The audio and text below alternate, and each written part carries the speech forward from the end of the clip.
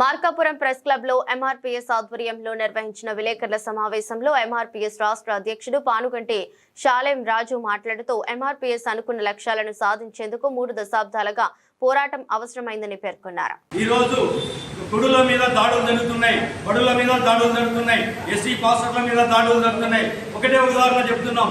దోర్నాలలో ఒక చర్చి మీద దాడి జరిగితే ఈ రోజు కూడా ముద్దాయిలు పోలీస్ స్టేషన్ లో ఉన్నా కూడా ఖచ్చితంగా వాళ్ళ మీద ఎఫ్ఐఆర్ చేయడానికి చాలా ఇబ్బందికరమైన పరిస్థితులు మనం సోషల్ మీడియాలో గమనిస్తున్నాం. అంటే ఎంత దారుణంగా వివక్ష ఉందో ఈ వివక్షను తిప్పుకొట్టాలంటే భారతదేశంలో ఉన్న ఎస్సీ ఎస్టీ బీసీ మైనారిటీలంతా ఏకతాటికి రావాల్సిందిగా మేము విజ్ఞప్తి చేస్తూ, అదే రాజకీయంగా మేము అన్ని పార్టీలకు మేము విజ్ఞప్తి చేస్తున్నాం. అయ్యా మీరు ఇప్పుడున్న రాజకీయ పార్టీలు ఇటు వైసీపీ అయితేమి, టీడీపీ అయితేమి, జనసేన అయితేమి, బీజేపీ అయితేనేమి, కాంగ్రెస్ ప్రభుత్వానికి కూడా మేము ఒకటే చెప్తున్నాం. అయ్యా మీరు క్రైస్తవ ఓట్లు కావాలంటే క్రైస్తవులకు మద్దతుగా మీరు ముందుకు రావాల్సిన అవసరం ఉంది.